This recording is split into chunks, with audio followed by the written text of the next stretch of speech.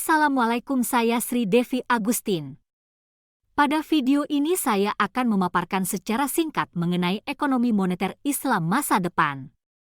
Adapun pokok pembahasan terkait materi ini yaitu tinjauan sistem moneter saat ini, peluang penggunaan uang emas sebagai mata uang kapital awal global, uang elektronik dan digital dalam perspektif Islam dan ekonomi moneter Islam dalam mendorong pertumbuhan ekonomi baru. Tinjauan moneter saat ini dapat dilihat dalam penerapan kebijakan moneternya, inflasi, gross domestic product, stabilitas institusi keuangan, stabilitas pasar keuangan dan nilai tukar, kurs. Peluang penggunaan uang emas sebagai mata uang global sangat besar karena keunggulan mata uang emas, yaitu inflasi rendah dan terkendali dan nilai tukar antar negara relatif stabil. Uang elektronik dan digital dalam perspektif Islam. Dalam transaksi pembayaran pada uang elektronik terdapat prinsip-prinsip yang harus diterapkan pada media uang elektronik agar sesuai dengan ketentuan uang elektronik syariah.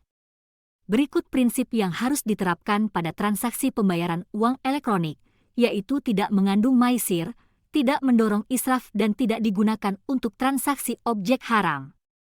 Ekonomi moneter Islam dalam mendorong pertumbuhan ekonomi baru. Terdapat beberapa faktor yang dapat mendukung pengembangan ekonomi Islam.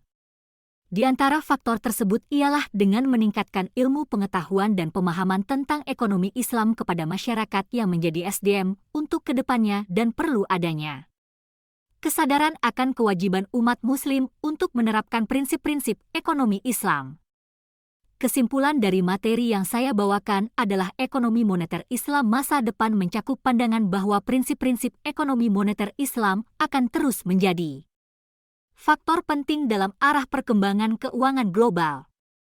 Penerapan syariah seperti larangan riba bunga, risiko yang dibagikan, transaksi berbasis aset real dan keadilan dalam distribusi kekayaan dapat menjadi pendorong untuk menciptakan keuangan yang lebih stabil, inklusif, dan berkelanjutan.